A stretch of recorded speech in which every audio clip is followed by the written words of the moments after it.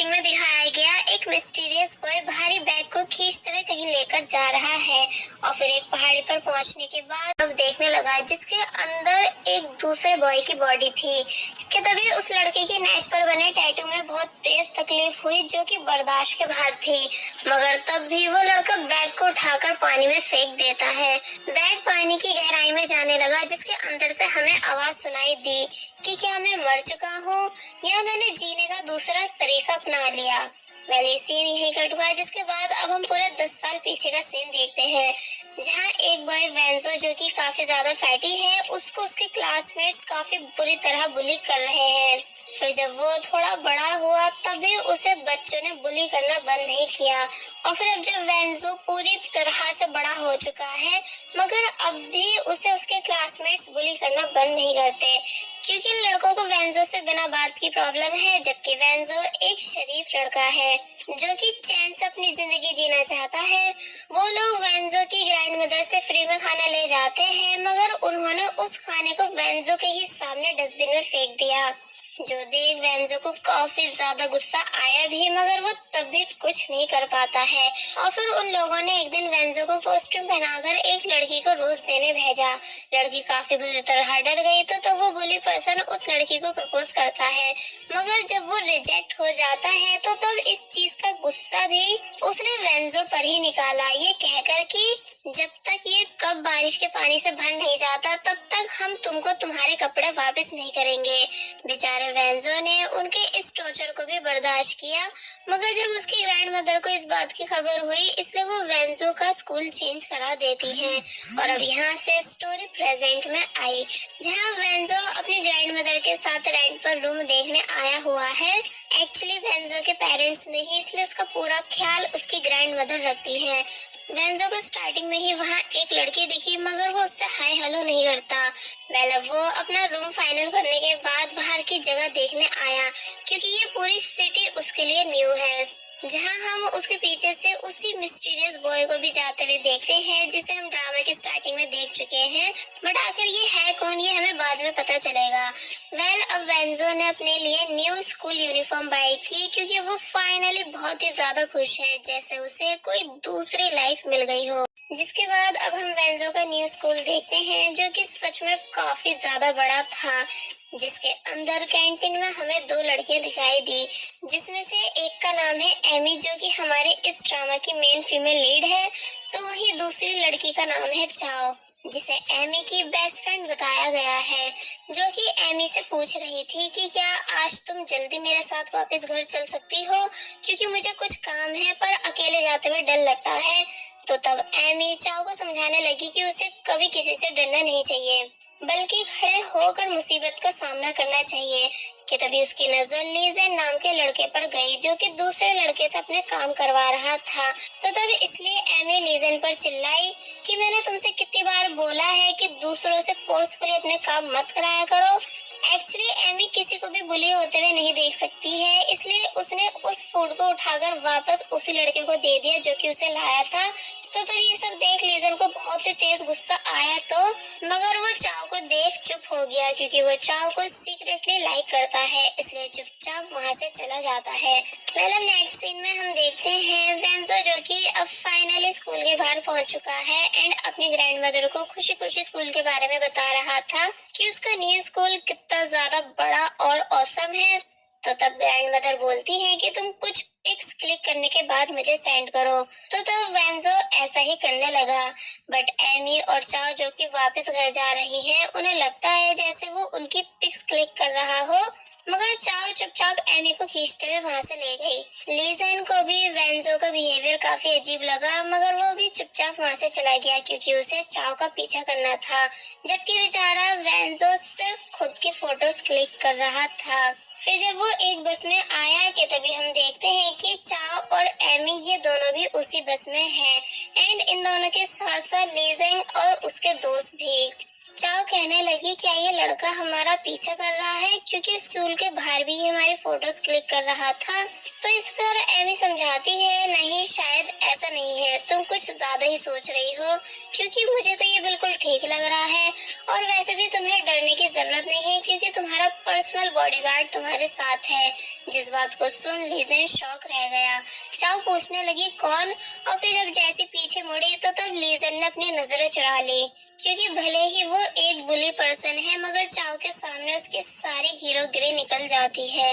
वेंजो एक बार फिर अपनी सेल्फीज लेने लगा, मगर जब जैसी बस में ब्रेक लगता है तो तब वेंजो का मोबाइल गलती से डायरेक्ट चाओ की स्कर्ट के नीचे जा गिरा। चाओ चिल्लाने लगी एंड एमी वेंजो का मोबाइल छीनने लग जाती है, ये कहकर कि तेरी हिम्मत हुई कैसे हमारी गलत फोटोज क्लिक करने की। तो तब ये बात सुन लीजेंड भी भड़क गया, इसलिए नॉन स्टॉप वेंजो को मारने लग जाता है। वेंजो ने अपनी बात एक्सप्लेन करने की बहुत कोशिश की, मगर जब कोई उसकी बात सुनता ही नहीं, इसलिए वो डायरेक्ट बस से निकलकर भागना शुरू कर देता है, जिसका पीछा वो सभी लोग कर रहे थे। भागते भागते वेंजो एक गेमिंग स्टूडियो पहुंचा, इसलिए वहीं पर छुप गया।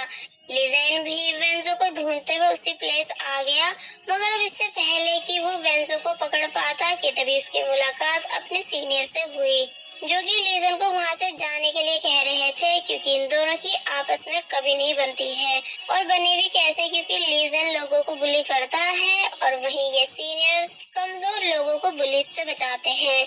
दोनों के बीच काफी बहस हुई, जिसके बाद लीजेंड वहां से चला गया। दूसरी तरफ एमी और चाओ को वेंजो का मोबाइल देख पता चला कि वेंजो ने उनकी फोटोज क्लिक नहीं की थी, इसलिए यहाँ वो उसे पिटवाने के बाद रिग्रेट फील करने लगी।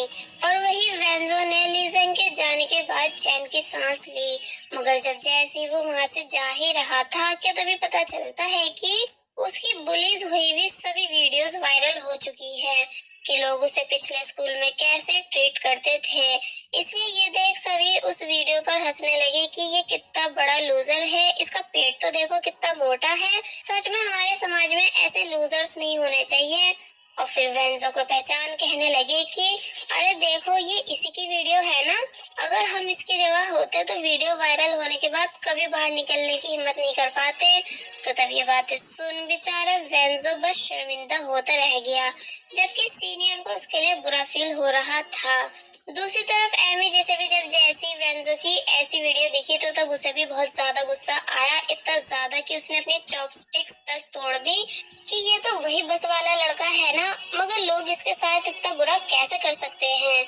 अब नेक्स्ट सीन में दिखाया गया वेंजो बहुत ज्यादा उदास है, क्योंकि बचपन से लेकर अभी तक लोग उसे सिर्फ मारते हैं और बुली करते हैं, जबकि उसकी कोई भी गलती नहीं होती। इसलिए अब इन चीजों से वो परेशान आ चुका है और फिर अपनी ग्रैंड मदर को भी याद करने लगा कि उन्होंने बचपन से अभी तक कैसे उसकी इतनी ज्यादा केयर की है, मगर वो उन्हें एक अच्छा बेटा बनकर नहीं दिखा पाया। नीचे मिस्टीरियस बॉय भी इसी रास्ते से गुजर रहा है कि तभी डिप्रेशन में आकर वेंजो ने सुसाइड कर डाली, यानी वो डायरेक्ट ऊपर से नीचे गिर गया। मिस्टीरियस बॉय जिसका नाम क्रिस है, वो ये सब देख काफी बुरी तरह शॉक रह गया कि तभी वेंजो के पास वही सीनियर्स बॉयज आए जो कि उसको चेक करने लगे। क्रिस भी दूर से ये सब देख रहा है, मगर जब जैसे ही वेंजो उठा तो तब उसके उठते ही क्रिस बेहोश हो गया। वेंजो हैरान था कि मैं अपने ऊपर से गिरने के बाद अभी तक जिंदा कैसे हूँ। तो तब सीनियर बॉयज जिनके लीडर का नाम है वास्को, वो वेंजो को समझाता है कि अगर तुम्हें कोई भी परेशानी है तो तुम हमें बता सकते हो, क्योंकि हमारा सिर्फ एक ही सपना है, दुनिया में शांति लाना। जिस बात के लिए वेंजो मान गया, मगर अब क्योंकि वो बहुत ज्यादा कंफ्यूज है, इसलिए जल्दी से उन सभी को बाय कर वहाँ से चला जाता है एंड थक हार कर अपने बेड पे आकर बैठ गया। मगर अब भी उसे ये बात समझ नहीं आ रही थी कि आखिर में इतनी ऊपर से गिरने के बाद ठीक कैसे हूँ। इसलिए बोलता है चलो कोई नहीं, अब इस बारे में मैं सुबह सोचूंगा, फिलहाल मुझे नींद आ रही है इसलिए मुझे सो जाना चाहिए। और फिर तभी वेंजो आराम से सो गया।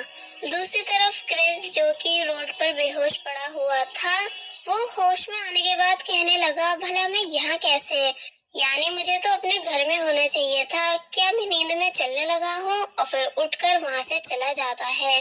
जिसके बाद अब हमें नेक्स्ट डे का सीन दिखाया गया, जहाँ हम देखते हैं कि एमी जो कि स्कूल के लिए रेडी हो रही है एंड अपनी सिस्टर को आवाजें दे देकर उठा रही थी, मगर वो उठती ही नहीं। दूसरी तरफ वेंजो भागता हुआ वापस अपने घर आया, मगर तभी बहुत जोर से चिल्लाने लगा क्योंकि उसकी बॉडी उसके सामने सो रही थी एंड वो किसी और की बॉडी में है। यानी फैटी बॉय वेंजो की बॉडी क्रिस की बॉडी के साथ स्विच हो चुकी है, जिसके चीखने की आवाजें एमी को भी सुनाई दी क्योंकि वो भी उसी बिल्डिंग में रहती है। वेंसो बहुत बड़े सदमे में है कि आखिर ये सब हो क्या रहा है, इसलिए उसने खुद को बहुत जोर से स्लैप मारा, जो पड़ते ही वो एक बार फिर बेहोश हो गया और फिर फाइनली वापस से अपनी रियल बॉडी में आ गया एंड सब कुछ सोच ही रहा था कि आखिर ये सब हो कैसे कैसे रहा है कि तभी डोर पर एमी आ गई ये पूछने के लिए कि क्या सब ठीक है। तो पहले तो एमी को देख वेंजो भागने लगा, मगर जब एमी कहती है कि अच्छा तो तुम यहाँ रहते हो, सॉरी मैंने उस दिन तुम्हें गलत समझ लिया था, तो ये सुन वेंजो रुक गया। एमी बताने लगी एक्चुअली वो सब सिर्फ एक मिसअंडरस्टैंडिंग थी, मगर जब हमने तुम्हारा मोबाइल चेक किया तो उसमें हमारी कोई भी फोटोज नहीं थी। एंड देन सॉरी कहते हुए वेंजो को उसका मोबाइल वापस दे देती है। वेंजो कहता है इट्स ओके, तो तब एमी ने उससे उसका नाम पूछा, जो कि वेंजो ने उसे बता दिया। एमी भी अपना इंट्रोडक्शन देने लगी एंड देन वहां से चली जाती है। तो तब यहाँ वेंजो मुस्कुराया क्योंकि ये फर्स्ट टाइम था जब किसी लड़की ने उससे अच्छे से बात की हो। वेल अब नेक्स्ट सीन में वेंजो क्रिस का फेस और बॉडी देख रहा है कि ये कितना ज्यादा हैंडसम और फिट है, ना कि मेरी तरह फैटी। वेंजो ने पेट भर के ब्रेकफास्ट किया और जब क्रिस को उठाने आया कि तभी थप्पड़ मारने से एक बार फिर इन दोनों की बॉडी स्विच हो गई, जिस वजह से वेंजो को सारी बात समझ आ गई कि उसके पास दो दो बॉडीज हैं जिन्हें वो थप्पड़ मारकर एक्सचेंज कर सकता है, और जब एक बॉडी उठेगी तो दूसरी सो जाएगी। वेंजो क्रिस की बॉडी में फर्स्ट टाइम स्कूल आया ये बोलते हुए कि अब जब गॉड ने मुझे दो बॉडीज दे ही दी है तो क्यों ना इस न्यू वाले को एक्सपीरियंस किया जाए। एंड देन स्कूल के अंदर चला गया, जहाँ टीचर शॉक थी कि स्टूडेंट आईडी में तुम्हारा फोटो अलग है और रियल में तुम अलग हो, इसलिए सच सच बताओ कहीं तुम झूठ तो नहीं कह रहे। तो वेंजो समझाता है नहीं मैम ऐसा नहीं है, यानी मैं पहले मोटा हुआ करता था बट अब जिम करके पतला हो गया हूँ। टीचर अब भी हैरान थी, मगर फिर बाद में उससे उसके जिम ट्रेनर का नंबर मांगने लगी ताकि खुद भी और ज्यादा फिट बन सके। वेल क्लास में आकर वो सभी को न्यू ट्रांसफर स्टूडेंट के बारे में बताती हैं, जहां हमें दो और कैरेक्टर्स दिखाए गए, जिसमें से इस लड़के का नाम है हाना जो कि खुद को सबसे ज्यादा ब्यूटीफुल मानती है, तो वहीं इस लड़के का नाम है ग्वांग जो कि प्रिंसिपल का बेटा है, मगर इसे ज्यादा किसी से बात करना पसंद नहीं। टीचर वेंजो को जब जैसे अपने साथ क्लास के अंदर लाई तो तब वेंजो को देख सभी लोग बहुत बुरी तरह सरप्राइज रह गए, यानी वो सभी को बहुत ज्यादा हैंडसम और कूल लगा, स्पेशली हाना को, इसलिए उसकी नजरें तो वेंजो पर से हटी नहीं रही थी। चाओ और एमी भी इसी क्लास में है, यानी वेंजो एमी का क्लासमेट बना है।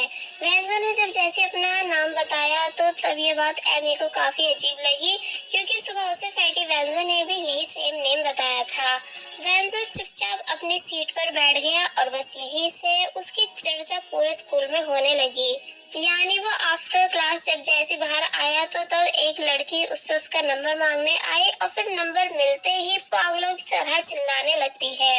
वेंजो फिर जब लाइब्रेरी जाता है तो तब भी सभी लड़कियों ने उसका पीछा किया, यानी वेंजो की वजह से वो बहुत सारी बुक्स ले लेती है ताकि वेंजो से और ज्यादा देर तक बात कर सके, क्योंकि आज वेंजो को काउंटर पर बैठने की ड्यूटी मिली थी। तो तब ये सब होता देख वेंजो शर्माने लगा। पेंटिंग क्लास के दौरान सभी ने वेंजो की पेंटिंग बनाने की डिमांड की, इसलिए जब जैसे उसने अपनी शर्ट उतारी तो तब सभी गर्ल्स उसे और भी ज्यादा पागलों की तरह देखने लग जाती हैं, इंक्लूडिंग टीचर।